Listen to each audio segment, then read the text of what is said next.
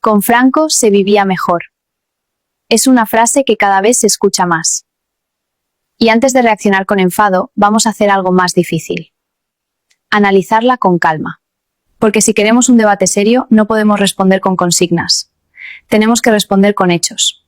¿Qué significa vivir mejor? ¿Más estabilidad? ¿Más orden? ¿Más crecimiento económico? ¿O más libertad, más derechos, más igualdad ante la ley? No todo el mundo valora lo mismo.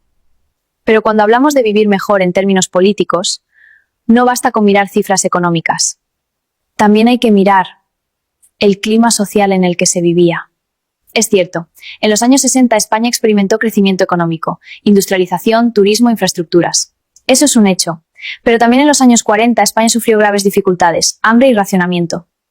Además, el país vivía aislado internacionalmente, lo que complicaba aún más la vida cotidiana de la gente. Hubo autarquía, hubo escasez, hubo emigración masiva porque aquí no había oportunidades. Vamos a ver un excelente fragmento que muestra las graves consecuencias de la guerra civil en España.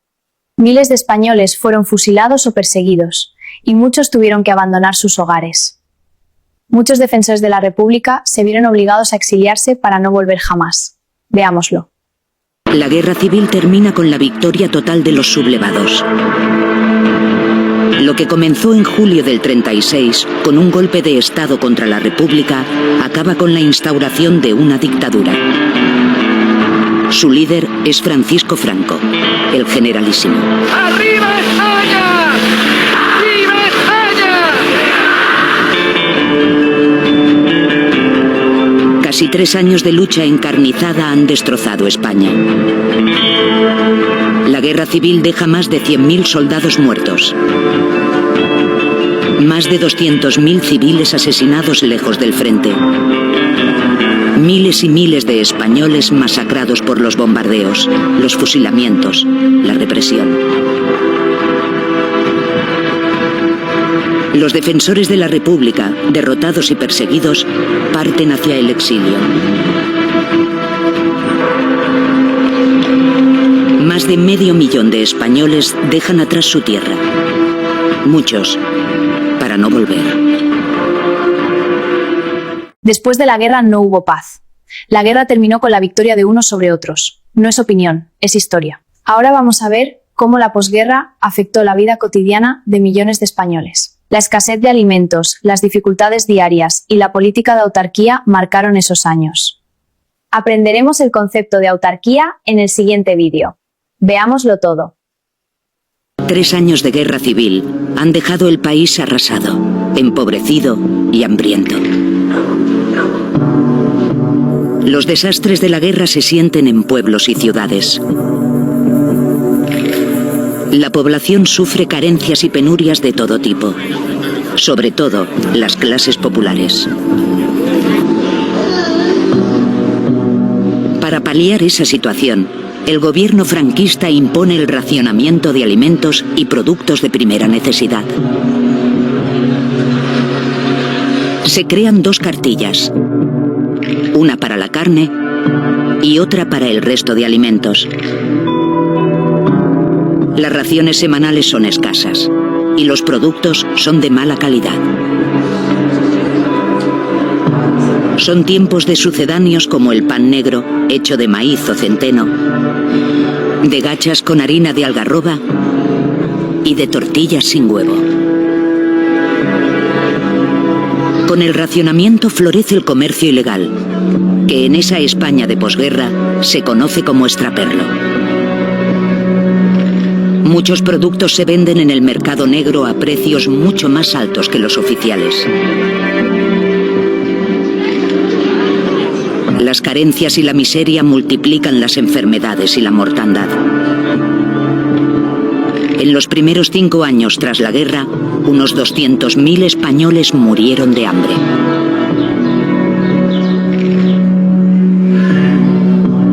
Vuelven enfermedades que se creían erradicadas como la disentería, el paludismo, el tifus o la tuberculosis, tan popular que hasta los niños cantaban una canción que decía: somos los tuberculosos, los que más nos divertimos. Tenemos el cuerpo podrido y los pulmones carcomidos. La administración franquista ha impuesto la autarquía, una política económica que quiere hacer de España un país autosuficiente.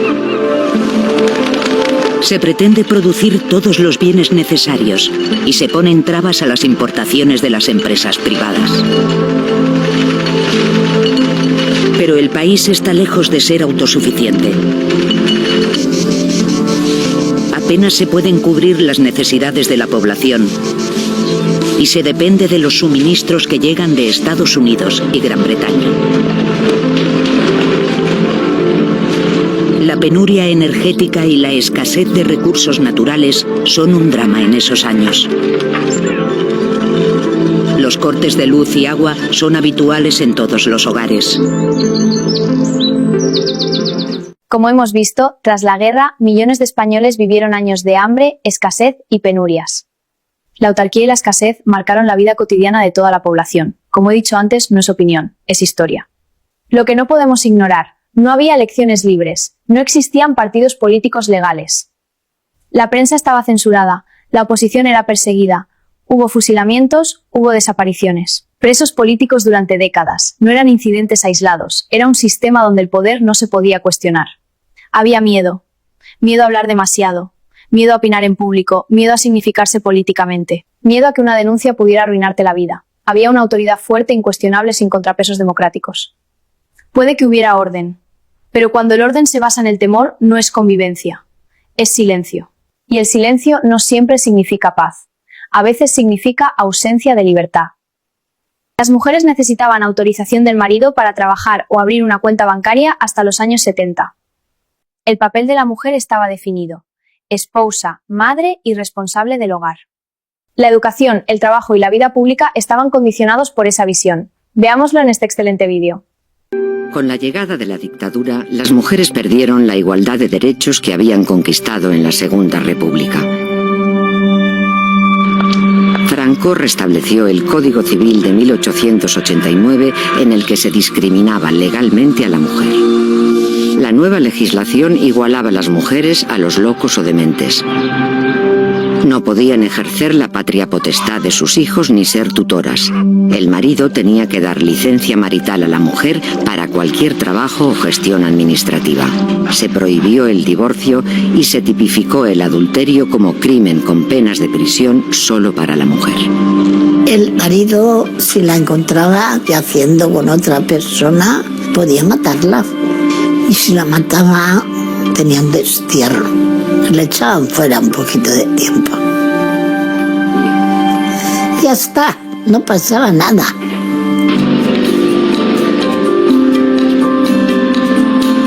Todas nosotras teníamos que ofrecer obediencia al marido desde el momento en que te casabas en la iglesia, claro.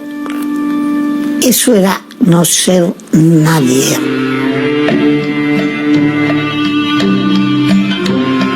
Antes de casar, mi madre me cogió y me dijo: mira, hija, tú no te asustes, pero lo que tu marido haga ahora está bien hecho. Por lo tanto, no le digas que no. ¿Pero qué va a hacer?, pregunté yo. Dijo: ya lo verás, lo verás. Lo veré, lo vi tanto que en Barcelona me puse enferma y tuve que volver a Madrid.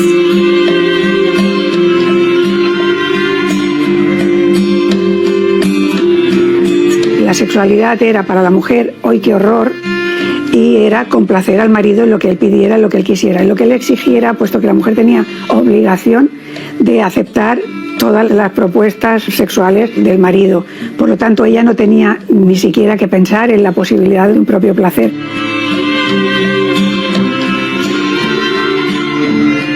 Estaba legalizada por la Iglesia la violación más clara, la de que la mujer no podía decir que no.